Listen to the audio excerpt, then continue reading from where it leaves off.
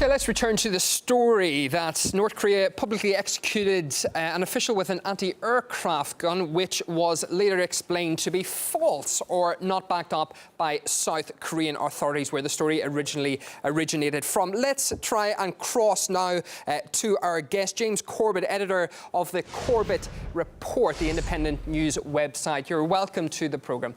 The North Korean leader reportedly executed the top official for falling asleep at an important event. Do you believe that that is something that is possible? Well, almost anything is possible when it comes to speculating about what's happening in Pyongyang, because so little information does come out except what is comes out through the official, approved, sanitized government state media sources.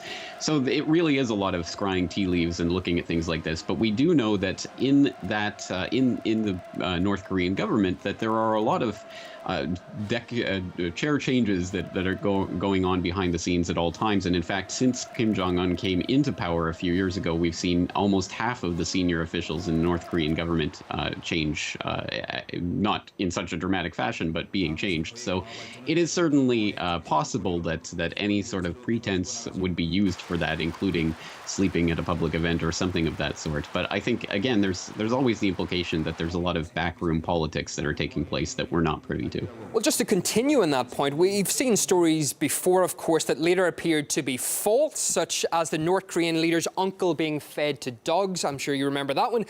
Do you believe that there's any bias here in the coverage of North Korea and its leadership?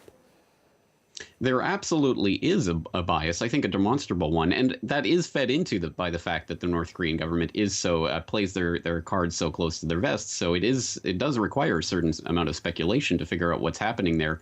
But this is exacerbated by a South Korean media and entire analysts and others, sort of cottage industry that have sprung up trying to figure out what's going on behind the scenes.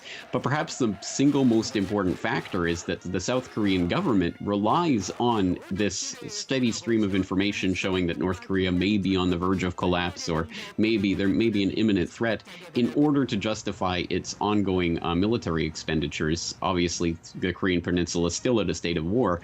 And in fact, just 3 weeks ago, just before this incident was announced, the South Korean government has indicated it's going to be increasing its defense budget by over $200 billion over the next 5 years. That's an annual rate of increase of over 7% of their current budget. That's an incredible expenditure.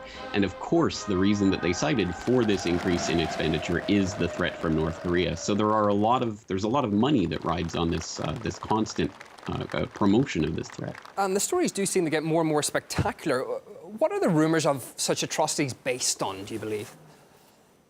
Often there is a kernel of truth. For example, when we had that story about Kim Jong-un's uncle being fed to dogs, that did seem to, at any rate, the North Korean state media did confirm that he was supposedly executed, but it didn't say the manner of execution. So there's usually some sort of kernel or germ of truth, but then it gets amplified, twisted, changed.